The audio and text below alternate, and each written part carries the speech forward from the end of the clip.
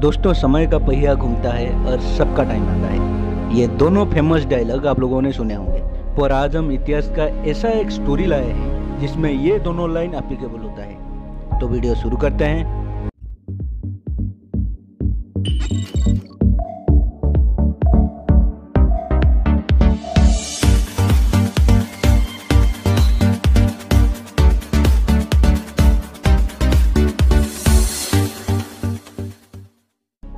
दोस्तों, आज का स्टोरी है पृथ्वीराज चौहान की, जिनको लेकर अभी रिसेंटली एक मूवी भी बनाया गया है।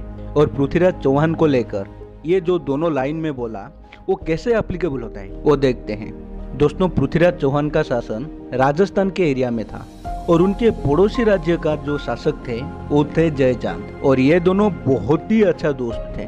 और उसी टाइम अफगानिस्तान का राजा था मोहम्मद घोरी, जिनका नजर राजस्थान के ऊपर था। मतलब पृथ्वीराज चौहान का जो राज्य था उसके ऊपर उनका नजर था। इसीलिए मोहम्मद घोरी ने 1191 में हरियाणा का एक मैदान था जिसका नाम था तराइन, वहां पे पृथ्वीराज चौहान के अगेंस्ट युद्ध शुरू कर देता है, जिसमें पृथ्वीराज चौहान जीत जाते हैं। और इस युद्ध में पृथ्वीराज चौहान का जो दोस्त जयचांद पृथ्वीराज के साथ मोहम्मद घोरी के अगेंस्ट लड़े थे। और इस युद्ध का ठीक 1 साल बाद कहानी में ट्विस्ट आता है, और वो ये है कि जयचांद का एक बेटी थी जिसका नाम था संयुक्ता या फिर संजुक्ता। ये दोनों नाम उन्हीं का ही है। उनको प्यार हो जाता है पृथ्वीराज से, क्योंकि पृथ्वीराज देखने में भी बहुत अच्छे थे और साथ में वो एक बहुत योग्य शासक थे। इसीलिए संजुक्ता ने पृथ्वीराज से प्यार करने लगते हैं। और ये बात पता चला संजुक्ता के पिता जयचांद को। पर यहाँ पे सोचने वाला बात यह है कि जयचांद ने ये बात सुनकर इतना गुस्सा क्यों हो गए। देखा जाए तो पृथ्वीराज बहुत ही ज़्यादा हैंडसम थे, बहुत ज़्यादा अच्छा शासक थे, और उनका फैमिली का बहुत रेपुटेटेड फैमिली था। मतलब चौहान वंश जो था उस टाइम बहुत रेपुटेटेड था। फिर भी जयचांद ने अपनी बेटी को पृथ्वीराज के साथ शादी करने से रोक रहे थे। और यहाँ पे हम लोग और एक बात सीख सकते हैं दोस्तों, कि दोस्ती के बीच जब प्यार आता है वो बहुत जाने लेके जाता है। और यहाँ पे ठीक ऐसा ही हुआ। दरअसल जयचांद ने जब ये बात सुना तो वो अपनी बेटी के लिए एक स्वयंवर रखता है, और ये स्वयंवर का आभास संजुक्ता को पहले से ही हो गया था। इसलिए वो अपना प्रेमी पृथ्वीराज को पहले से इन्फॉर्म कर दिए थे, मतलब बता दिए थे कि उस दिन उनका स्वयंवर होने वाला है। और फिर ये बात जानने के बाद पहुंच गए पृथ्वीराज चौहान जयचांद के घर, और स्वयंवर के बीच संजुक्ता को उठा कर ले आए अपने साथ। और ये एक बहुत बड़ी इंसल्ट था जयचांद का, क्योंकि उनके आंखों के सामने उनके दोस्त ने उनके ही बेटी को उठा के ले जाता है। उठा के मतलब ऐसे नहीं कि वो जोर जबरदस्ती लेते हैं, दरअसल संजुक्ता भी चाहती थी कि उनके साथ जाने के लिए। और यहाँ पे जयचांद का ईगो हर्ट हो जाता है और वो सीधा जाके हाथ मिला लेते हैं मोहम्मद घोरी के साथ, जिसके साथ 1191 में ये तराइन वार हुआ था, जिसमें मोहम्मद घोरी हार गया था।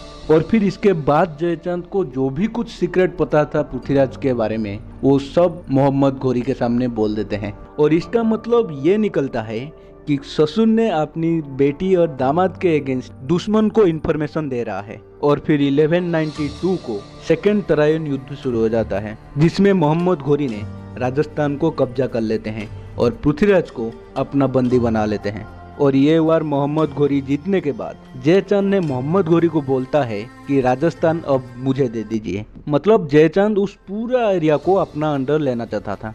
और यहाँ पे हमारा सबका टाइम आता है, लाइन एप्लीकेबल होता है, क्योंकि मोहम्मद घोरी ने जयचांद को ये बोलता है कि जो अपनी बेटी और दामाद का नहीं हुआ वो मेरा क्या होगा, और मैं उसे क्यों दूंगा। क्योंकि जयचांद ने यही बोला था कि मैं तो अभी आपका दोस्त हूँ, आप मुझे राजस्थान का जो एरिया है जो कि पृथ्वीराज के अंडर था वो सब मुझे दे दीजिए। इसी बात को रिप्लाई देते हुए मोहम्मद घोरी ने बोलता है कि अगर तुम्हारा बेटी और दामाद का नहीं हो पाए तो मेरा क्या हो गए। और फिर जयचांद के अगेंस्ट में भी युद्ध शुरू कर देते हैं और उसका राज्य को भी कब्जा कर लेता है। और कहानी यहाँ पे भी खत्म नहीं होता है। दरअसल मोहम्मद घोरी का एक बेटी था और मोहम्मद घोरी का एक गुलाम भी था, जिसे वो गुलाम बनाया था। उसका नाम था कुतुबुद्दीन ऐबक। और जब मोहम्मद घोरी 1191 से लेकर 1194 तक ये पृथ्वीराज और जयचांद के साथ युद्ध लड़ रहा था, उसी बीच कुतुबुद्दीन ऐबक ने मोहम्मद घोरी का जो बेटी था उसको प्यार करता था और मोहम्मद घोरी का बेटी भी कुतुबुद्दीन ऐबक को प्यार करता था, जो कि एक गुलाम था मोहम्मद घोरी का। और ये बात जब मोहम्मद घोरी को पता चला, उसका भी ईगो हर्ट हुआ, क्योंकि उसका एक गुलाम को उसी का बेटी प्यार करता है। ये बात सुनकर वो बहुत आग बबूला हो गया, लेकिन जयचंद का जैसा गलती नहीं किया और उन दोनों का शादी करवा दिया। लेकिन कुतुबुद्दीन ऐबक के पास घर नहीं था उस वक्त, क्योंकि वो तो एक गुलाम था, मतलब मोहम्मद घोरी का गुलाम था। और मोहम्मद घोरी अपनी बेटी के लिए कुतुबुद्दीन ऐबक को ये जो राजस्थान के पास जीता हुआ जमीन था, मतलब पृथ्वीराज चौहान और जयचंद को हराकर जो भी राज्य अपना कब्जे में लिया था मोहम्मद घोरी ने, वो अपना दामाद कुतुबुद्दीन ऐबक को दे दिया। मतलब कुतुबुद्दीन ऐबक कोई राजा नहीं था, वो एक गुलाम था मोहम्मद घोरी का। और जयचंद के वजह से वो राजस्थान में एक राजा बन गया। और दोस्तों, यहाँ पे आप लोग बताइए कि दोस्त किसका था। और अगर आप लोगों को ये वीडियो इन्फॉर्मेटिव लगा तो प्लीज़ चैनल को सब्सक्राइब कीजिए, वीडियो को शेयर कीजिए और अपना सपोर्ट दिखाइए।